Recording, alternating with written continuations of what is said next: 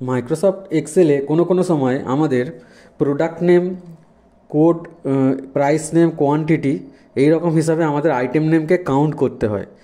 তো ঠিক আছে, এখানে প্রোডাক্ট নেমে দেখো এখানে টেক্সট আছে, প্রাইসে এখানে সমস্ত নিউমেরিক ভ্যালু আছে, কোয়ান্টিটিতেও নিউমেরিক ভ্যালু আছে, আর কোডে নিউমেরিক ভ্যালু এবং টেক্সট মেশানো আমি কিছু নিউমেরিক ভ্যালু একসাথে দিয়েছি। তো যখন এই রকম কোনো জিনিস আমরা কাউন্ট করতে যাব তখন আমরা দুটো ফর্মুলার ইউজ করে আমরা এইটাকে কাউন্ট করতে পারি। এক নম্বর হচ্ছে কাউন্টে, দু নম্বর হচ্ছে কাউন্ট। ঠিক আছে, কাউন্ট এবং কাউন্টের ব্যবহার আমরা আজকের শেখাবো। তো চলো বেশি কথা না বাড়িয়ে আমরা আমাদের মূল ভিডিওতে চলে যাই।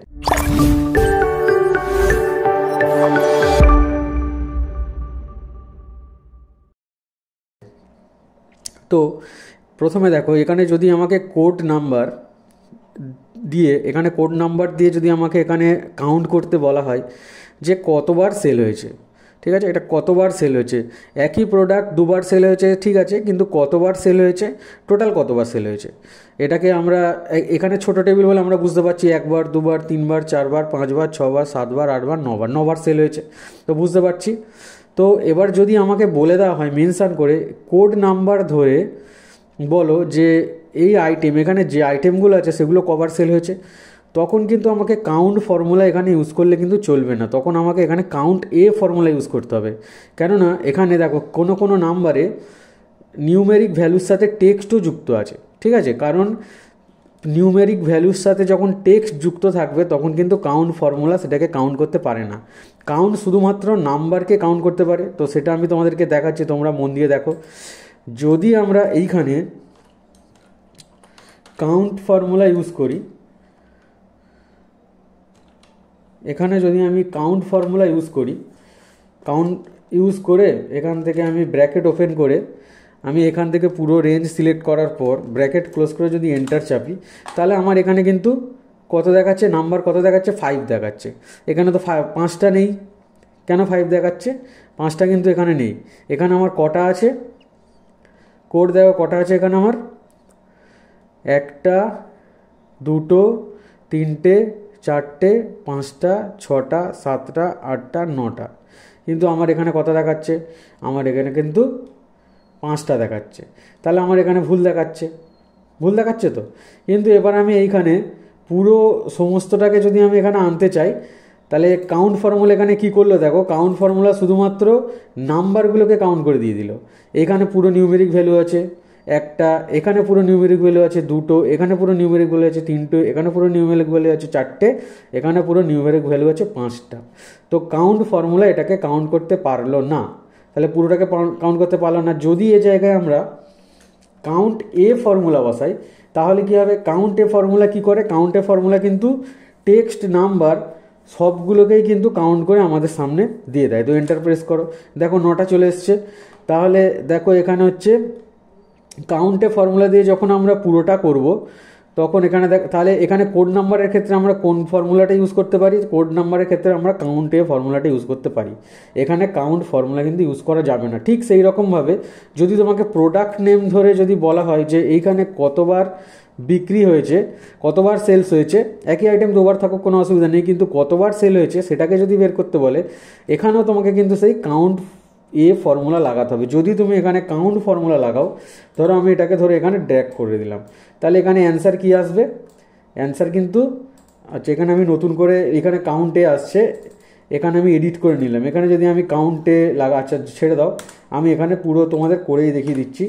যদি আমরা এখানে কাউন্ট ফর্মুলাটাকে লাগাই, কাউন্ট লাগিয়ে যদি আমি এটাকে পুরোপুরি টেনে দিয়ে ব্র্যাকেট ক্লোজ করে এন্টার চাপি, তাহলে এখানে কিন্তু 0 আসবে। কেন 0 আসবে, কারণ কাউন্ট ফর্মুলা কিন্তু টেক্সটকে কাউন্ট করতে পারে না। ঠিক আছে, এবারে তোমাদের মনে একটা প্রশ্ন জাগবে, তাহলে এখানে নাম্বারের সাথে টেক্সট আছে কিভাবে কাউন্ট করে দিল। একটা কথা বলি, এবার শুনে নাও। এক্সেলে কোনো সেলের মধ্যে যদি টেক্সটের সাথে নাম্বার লেখা হয় তাহলে সেটা অবশ্যই টেক্সট বলে কিন্তু হয়, টেক্সট বলে কিন্তু সেটা পরিগণিত হয়। টেক্সট সেটা কিন্তু টেক্সট হয়ে যায়, বোঝা গেল, সেটা কিন্তু আর নাম্বার কিন্তু থাকে না, সেটা টেক্সট বলে বিবেচিত হয়। তো সেই জন্য এখানে কিন্তু সমস্তটাই কিন্তু টেক্সট এবং নাম্বারে ভ্যালু করে কাউন্টে ফর্মুলা সাহায্যে 9 দেখাচ্ছে। আর যেহেতু এখানে আমরা কাউন্ট ফর্মুলা দিয়েছি সেহেতু এখানে কোনো নিউমেরিক ভ্যালু নেই, সেহেতু এখানে কিন্তু কাউন্ট করতে পারিনি, সেই জন্য আমরা এখানেও আমাদের কিন্তু কাউন্ট এ ফর্মুলাটাকে ইউজ করতে হবে, তাহলে আমাদের কিন্তু অ্যান্সারটা বেরোবে। আচ্ছা, এবারে যদি আমরা এইখানে প্রাইস এবং কোয়ান্টিটির ক্ষেত্রে আসি, তো প্রাইস এবং কোয়ান্টিটির ক্ষেত্রে দেখো সবগুলো ভ্যালুই কিন্তু নিউমেরিক ভ্যালু, তাহলে অতি অবশ্যই আমাদের এখানে কিন্তু কাউন্ট ফর্মুলার ইউজ করতে হবে। যদি আমরা এখানে কাউন্টে ফর্মুলা ইউজ করি তাও কিন্তু হবে, আর যদি কাউন্ট ফর্মুলা ইউজ করি তাও হবে। তো আমরা এখানে কাউন্ট ফর্মুলা ইউজ করলাম, কাউন্ট ব্র্যাকেট ওপেন, এখানে নিউমেরিক ভ্যালু এটাকে সিলেক্ট করে দিলাম, ব্র্যাকেট ক্লোজ করে দিলাম, এন্টার মেরে দিলাম, তাহলে 9টাই দেখিয়ে দিল। আবার যদি আমি একই জায়গায় কাউন্ট এ ফর্মুলা দিলাম, ব্র্যাকেট ওপেন করলাম, পুরোটাকে সিলেক্ট করলাম, পুরোটাকে সিলেক্ট করার পর এখানে আমি ব্র্যাকেট ক্লোজ করে দিলাম, এন্টার প্রেস করলাম, তাহলে এটাও 9 দেখালো। ঠিক একই রকমভাবে এখানেও কিন্তু কাউন্ট এ ফর্মুলা দিলে কিন্তু আমার 9 সংখ্যাটা কিন্তু দেখিয়ে দেবে। তাহলে এটা দিয়ে তোমরা বুঝতে পারলে যে এই দুটো ফর্মুলার মধ্যে পার্থক্যটা কী হলো। দুটো ফর্মুলার মধ্যে পার্থক্য এটাই হলো যে কাউন্ট এ ফর্মুলা নিউমেরিক ভ্যালু এবং টেক্সট দুটোকেই কাউন্ট করতে পারে, কিন্তু কাউন্ট ফর্মুলা শুধুমাত্র নিউমেরিক ভ্যালুকে কাউন্ট করতে পারে। ঠিক আছে, তো এবারে দেখো আমরা কাউন্ট এ ফর্মুলার আরেকটা ব্যবহার তোমাদেরকে এখানে দেখাবো। তো সেখানে আমি একটা এক্সট্রা ফর্মুলা তোমাদেরকে আমি বলবো, তো সেটা তোমরা নিচের দিকে দেখো। এখানে আমি আরেকটা ফর্মুলা ইউজ করব, সেটা হচ্ছে ইফ ফর্মুলা। সেটা হচ্ছে ইফ ফর্মুলা একটা হচ্ছে এক্সেলের মধ্যে লজিক্যাল ফর্মুলা। ঠিক আছে, তাহলে ইফ ফর্মুলা এক্সেলের একটা লজিক্যাল ফর্মুলা, ইফ ফর্মুলার ইউজ করব প্লাস কাউন্টে ফর্মুলার ইউজ করব করে আমি এখানে একটা ফর্মুলা তৈরি করব। তো তোমরা সেটা দেখো। তো ইফ লজিক্যাল ফর্মুলা কোনো জায়গাতে যদি আমরা ইফ ইউজ করি তাহলে সেখানে লজিক অনুযায়ী কিন্তু আমাদের এখানে কাজ হয়ে থাকে। আমি ইফ ফর্মুলা নিয়ে তোমাদের পরে আরও ডিটেলসে ভিডিও দেবো, তোমরা সেগুলো দেখবে। তো এখানে আমি কাউন্টের সাথে ইফের যে ব্যবহারটা সেটা আপাতত দেখিয়ে দিচ্ছি, তোমরা দেখে নাও। আচ্ছা, কোনো সময় আমাদেরকে বলে দেওয়া হয় যে সিরিয়াল নাম্বার এবং প্রোডাক্ট নেম আছে, প্রোডাক্ট নেম আমি লিখবো কিন্তু অটোমেটিক সিরিয়াল নাম্বার জেনারেট হবে, প্রোডাক্ট নেম লিখলে অটোমেটিক সিরিয়াল নাম্বার জেনারেট হবে। আবার যদি আমি কোনো প্রোডাক্ট নেমকে যদি মাঝখান থেকে ডিলিটও করে দিই তাহলেও কিন্তু সিরিয়াল নাম্বার যেন অটোমেটিক যেন সাজিয়ে থাকে। ধরে নাও আমি যদি এখানে 1 নম্বর লিখে 2 নম্বর লিখে নিচের দিকে ড্র্যাগ করি, সেটা তো পুরোটাই চলে আসে, তোমরা তো জানো, বেসিক ভিডিওতে তোমরা দেখেছো। এবার আমি ধরো এখানে কোনো প্রোডাক্ট নাম লিখলাম মাউস, এখানে প্রোডাক্ট নাম লিখলাম, নিচে আমি লিখলাম কিবোর্ড, ধরো আমি এখান থেকে কপি করে দিলাম মাউস, এখান থেকে কপি করে এখানে পেস্ট করে দিলাম কিবোর্ড। আচ্ছা, ইউএসবি এখানে কপি করে দিলাম, এখানে পেস্ট করে দিলাম। আচ্ছা, এখানে লিখলাম ধরো এইচডিডি, এখানে লিখলাম এসএসডি। ঠিক আছে, আর এখানে লিখলাম ধরো স্পিকার।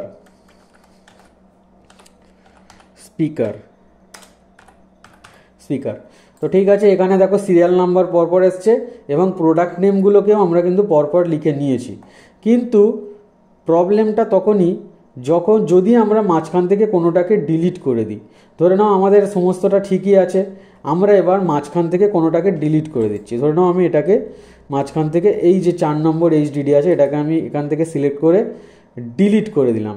ডিলিট করলে দেখো এখানে কি হলো, 1 2 3 4 কিন্তু উঠে গিয়েছে, 5 রয়েছে, 6 আছে, তাহলে 4 কোথায় গেল? তো এই রকমভাবে যদি কাজ হয় তাহলে কি হবে, যদি বড় টেবিল হয় তার ক্ষেত্রে আমার কিন্তু করাটা খুবই অসুবিধা হবে, তাহলে বারবার আমাকে ঠিক করতে হবে। তো সেই জন্য আমাকে কি করতে হবে, এখানে একটা ফর্মুলা আমরা ইফ এবং কাউন্টের সাহায্যে তৈরি করে নেব। তো তোমরা দেখো কিভাবে আমি সেটা করি। তো প্রথমে আমি এখানে পুরোটাকেই ডিলিট করে দিলাম, পুরো সিরিয়াল নাম্বার প্রোডাক্ট নেম যা লেখা ছিল সবগুলোকেই ডিলিট করলাম।